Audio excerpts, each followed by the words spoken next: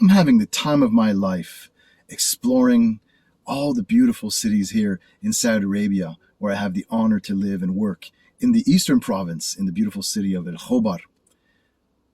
I've really been thinking a lot about all the research and field work and traveling I've done throughout, various Islamic cities in Europe, Africa, and here in the Arabian Peninsula.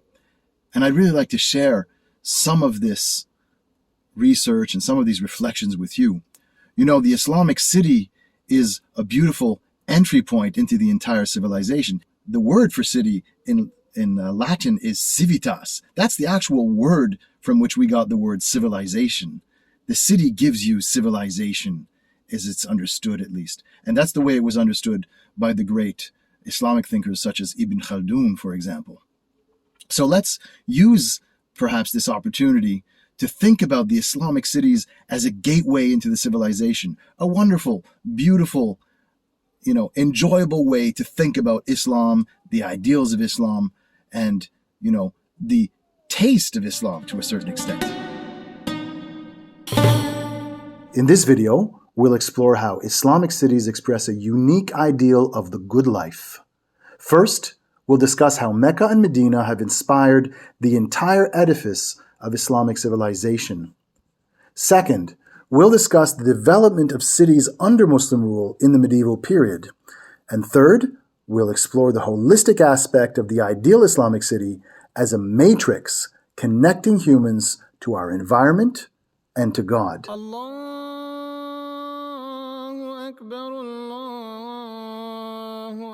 Of course, to undertake an exploration of Islamic urban spaces, we must begin with the sacred cities of Mecca and Medina. For Muslims, Mecca is the city of Allah, which houses the Kaaba, a square building in the center of Islam's holiest sanctuary. The Kaaba is known as the house of Allah, God, but not, of course, in the sense that Allah is localized there, which would contradict basic Islamic doctrine. Muslims from everywhere in the world face the direction of the Kaaba in prayer. In this way, the holy sanctuary of Mecca is a unique direction which unifies all Muslims. Mecca manifests in spatial language the first part of the Islamic testimony of faith, La ilaha illallah. There is no deity but God, Allah. La ilaha illallah. There's only one God, and in the sacred geography of Islam, only one city to which all Muslims must turn in prayer and pilgrimage. For 14 centuries, Muslims have worked to insulate Mecca from the affairs of the world, preserving its function as the inimitable center of the world, utterly devoted to God. However, Medina presents itself as a place to be imitated. It's the model Islamic city. Indeed, the word for city in Arabic is simply Medina. But when Muslims speak of Medina, the city, without qualification, they can only mean one place. The great mosque of Medina was once home to the Prophet Muhammad, blessings and peace be upon him. His mausoleum is situated beneath the great green dome. While the Prophet is considered unique, he is a human, and as such, he is an ideal model for humans to imitate to the best of our capacity. In the oasis of Medina, he established the first Islamic polity, a city-state, which has served as a model for Islamic cities ever since. From Medina, the first generation of Muslims established an empire across much of Eurasia and Africa. Suddenly, they became the custodians of most of the great urban centers established by the earliest civilizations. Inspired by the Medinan model, they revitalized these cities and built new ones. In the 7th and 8th centuries of the Common Era, the first generations of Muslims ruled over a huge number of cities and towns, connected by a complex network of routes over land and sea. These urban centers exhibited the rapidly increasing knowledge, know-how, and artistry of a new civilization, which stretched from the borders of China to the Atlantic Ocean. Building an unprecedentedly huge, cosmopolitan, and urbanized empire was an extraordinary accomplishment for this relatively small community of mostly Arab Muslims. After all, Arabia was mostly inhabited by nomadic and semi-nomadic populations. The cities which were scattered across the vast Arabian desert were quite modest in terms of size and infrastructure. Yet, according to the late French Muslim scholar Jean-Louis Michon, within 3 decades of their foundation in 637, the cities of Kufa and Basra in present-day Iraq became home to over 100,000 and 200,000 people respectively. A short distance north of these cities, the Abbasid capital of Baghdad boasted some 2 million inhabitants only 40 years after its foundation in 762, according to Michon. More conservative estimates suggest that by the 10th century, the population of Baghdad was closer to 1 million.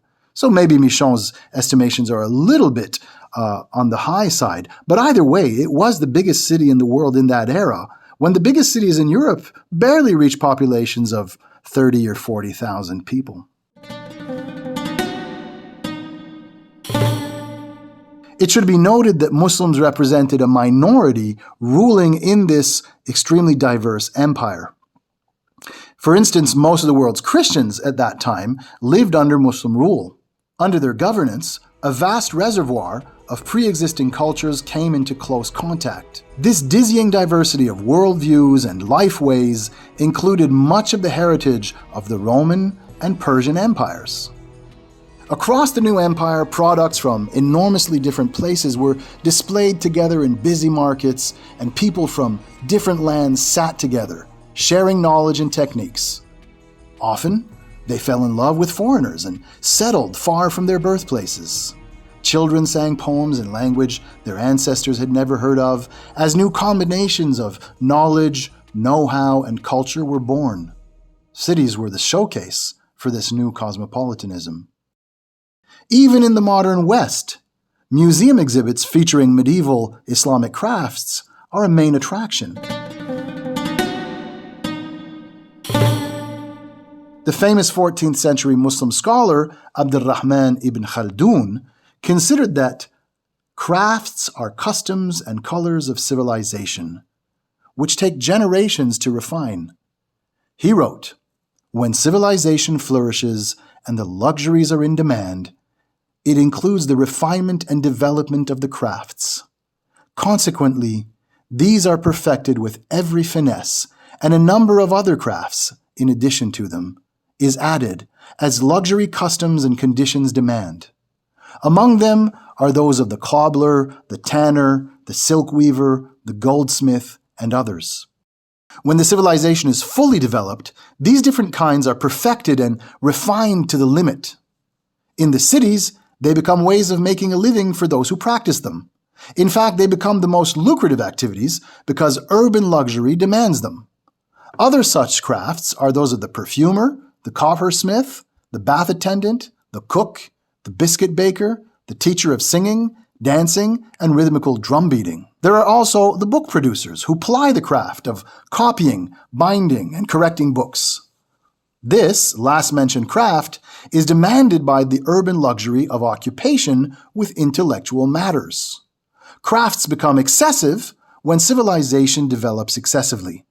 Thus we learn that there are Egyptians who teach dumb creatures like birds and domestic donkeys, who produce marvelous spectacles which give the illusion that objects are transformed, and who teach how to dance and walk on ropes stretched in the air, how to lift heavy animals and stones, and other things. I think this description by Ibn Khaldun really captures the sort of luxurious effervescence one could find in medieval Islamic cities, and late medieval Islamic cities in the case of Ibn Khaldun. These cities showcased the ingenuity and achievements of the ethnically, linguistically, and religiously diverse populations living under Muslim rulers. In these urban centers, breathtaking advances occurred in every major area of human endeavor. Modern commentators like to emphasize the impressive scientific developments achieved under Muslim rule in the medieval period. However, it should be noted that science and technology were generally considered of little value if they did not improve individual, social, and environmental conditions in both useful and beautiful ways. There was no rupture between science, technology, and art. All right, allow me to interrupt just for a quick moment with a practical matter. If you're enjoying the content of this video and maybe other videos on my YouTube page, it would be great if you could like this video, if you could maybe comment on it, and even subscribe to the channel. Not only do I appreciate the love, but it helps the algorithm on YouTube to spread the content to other viewers. All right, now back to the main topic of today's video. The ideal Islamic city, developed in the pre-modern period, is a holistic matrix connecting individuals to the universe and God. The human, the city, and the universe are symbolically related as diverse creative expressions of the one absolute metaphysical reality of God, Allah. The Iranian-American philosopher, Seyyed Hossein Nasr, describes the interconnectedness of the Islamic city with the individual cosmic and metaphysical levels of reality. He wrote, "God designated the whole of virgin nature, that inexhaustible masterpiece of his creative act, as the place of worship for Muslims and distinguished his final messenger by allowing Islam, the primordial religion, to return to primordial nature as its temple. The sacred architecture of Islam, par excellence, is the mosque, which is itself but the recreation and recapitulation of the harmony, order, and peace of nature which God chose as the Muslim's enduring house of worship.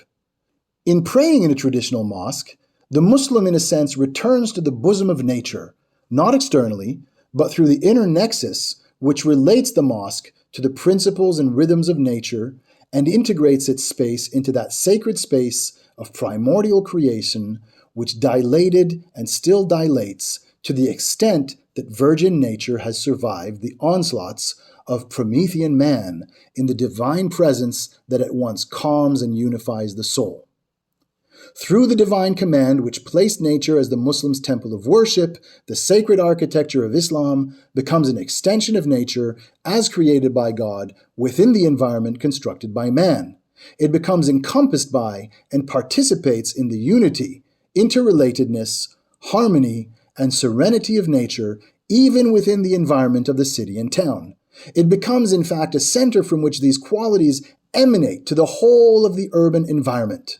The spaces and forms of the traditional Muslim town and city are in a sense extensions of the mosque, organically related to it, and participating in its sanctifying and unifying character in the same way that the whole city or town participates in the blessedness that emanates from the chanting of the Quran and the call to prayers, al-adhan, issuing from the precinct of the mosque. In making the mosque an extension of primordial nature, Islam emphasizes the primordial nature of man himself. This nature it seeks to revive and reaffirm by awakening man from the dream of forgetfulness, arousing within him the consciousness of the reality of the one or the absolute, a consciousness which constitutes the very substance of primordial man and the raison d'être of human existence." In this passage, Nasr is referring to the fact that in Islam, people are allowed to do their daily prayers in any space, not necessarily in a mosque. Of course, the mosque is an ideal place to pray, but one is allowed to pray and prostrate and put their forehead on any clean surface, especially natural places, sand, for example, earth, soil. The loss of this holistic worldview described by Nasr in the passage we just mentioned is one of the symptoms of Eurocentric modernity, decried by the late Swiss Muslim scholar Titus Burckhardt, who wrote, "If art is no longer considered a science, that is a part of knowledge, it is because beauty, the object of contemplation at various levels, is no longer recognized as an aspect of the real. The normal order of things has indeed been so far overturned that ugliness is readily identified with reality, beauty being no more than the object of an aestheticism whose outlines are utterly subjective and shifting." From the traditional perspective, therefore, urban development serves both otherworldly and worldly functions. Indeed, in the Islamically inspired city, there is no rupture between the spiritual and the material, the sacred and the profane, or the beautiful and the functional. This is a heritage worth perpetuating today. Okay, stay tuned for more videos exploring the wonders of specific Islamic cities in places such as Spain and Morocco. If you're interested in taking an even deeper dive into this topic, you can read my PhD dissertation, from which this video borrows many passages. You'll find a link in the description, along with some of the other works I've referenced. And don't forget to like, comment, or subscribe. Salam.